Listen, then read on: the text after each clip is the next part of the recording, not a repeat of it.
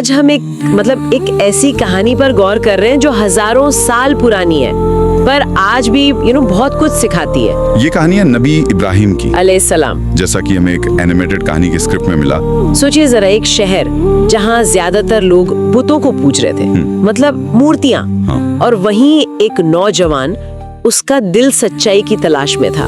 हाँ, और कहानी असल में दिलचस्प तब होती है जब ये नौजवान इब्राहिम वो उन्हीं मूर्तियों पर सवाल उठा देते हैं जिन्हें सब पूज रहे थे। जैसा कहानी में आता है, वो कहते हैं कि भाई ये बेजान पत्थर, ये मेरे ईश्वर कैसे हो सकते हैं? ये तुम्हें सुनते हैं ना बोलते हैं। बिल्कुल, और यहीं से टकराव शुरू होता है ना। हाँ, बिल्कुल, क्योंकि ये सवाल सिर्फ आम लोगों को नहीं, उस वक्त के बादशाह को भी पसंद नहीं आया। अच्छा, तो मतलब उनकी अपनी कौम, उनका कबीला और राजा सब खिलाफ हो गए। हाँ, दोनों। कहानी बताती है कि उनका गुस्सा इतना ज्यादा बढ़ गया कि उन्होंने इब्राहिम को वो सबसे खौफनाक सजा देने का फैसला कर लिया। सबसे खौफनाक सजा? क्या मतलब? आग में जिंदा जलाने का फैसला। सोचिए, दिखाता है कि जब कोई स्थापित मान्यताओं को, सत्ता को चुनौती देता है तो रिएक्शन कितना भयानक हो सकता है।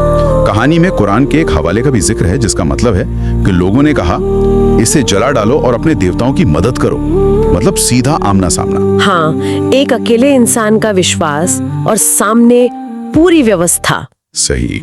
और फिर वो घड़ी आई, मतलब आग जलाई गई। हाँ, कहानी के मुताबिक एक बहुत बड़ी आग जलाई गई।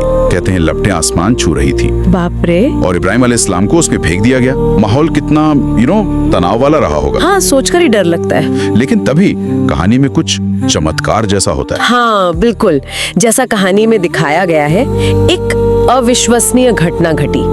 अल्लाह का हुक्म आया। कहानी में वो कुरान की मशहूर आयत का जिक्र है जिसमें अल्लाह आग को हुक्म देता है, ए आग इब्राहिम पर ठंडी और सलामती वाली बन जा। अच्छा, और फिर आग बुझ गई? बुझी नहीं। कहानी के अनुसार वो धधकती आग इब्राहिम के लिए वो ठंडी हवा जैसी हो गई। एकदम महफूज थे वो, उसमें दुआ कर रहे थे। कमाल है, मतलब देखने वाले तो दंग रह गए होंगे। हाँ, जाहिर है, सब हैरान थे। ये वाकया, ये सिर्फ एक चमत्कार तो नहीं लगता, इसमें कोई गहरा मतलब, कोई संदेश छुपा है, सही ना? हाँ बिल्कुल, ये घटना जैसा कहानी में पेश की गई है, इसके गहरे मायने हैं, सिंबॉलिक है। ये दिखाती है कि जब यकीन मजबूत हो, अटूट हो, तो बड़ी से बड़ी मुश्किलें भी बेअसर हो सकती हैं। अच्छा। कहानी में ये भी बताया गया है कि जो लोग बुरा चाह रहे थे वो आखिरकार नाकाम रहे, उनकी सारी साजिशें बेकार। ये एक तरह से अटूट इरादे की जीत है। तो इस कहानी से मतलब मुख्य सबक क्या निकलते हैं? स्क्रिप्ट में कुछ बातें साफ तौर पे बताई गई हैं शायद। हाँ, कहानी तीन मुख्य विचारों पर जोर देती है। पहला तो है ईमान का जज्बा। ईमान का जज्बा मतलब दुनियावी डर के बजाय सिर्फ एक ईश्वर पर पूरा भरोसा, अटूट विश्वास। और दूसरा है हक की राह पर चलना, यानी सच्चाई। अगर कुछ गलत लगे तो उसके खिलाफ आवाज उठाना, सच के लिए खड़े रहना, चाहे अकेले ही क्यों ना पड़ जाए। सही बात है। और तीसरा है अल्लाह की हिफाजत पर यकीन। ये विश्वास कि अगर आप सही राह पर हैं तो मुश्किलों में वो आपकी मदद करेगा। जैसे आग इब्राहिम के लिए ठंडी हो गई। हाँ, ये बहुत अहम है। और कहानी में इब्राहिम को इमाम भी कहा गया है, मतलब एक लीडर, एक मार्गदर्शक जो अल्लाह का पूरी तरह आज्ञाकारी था।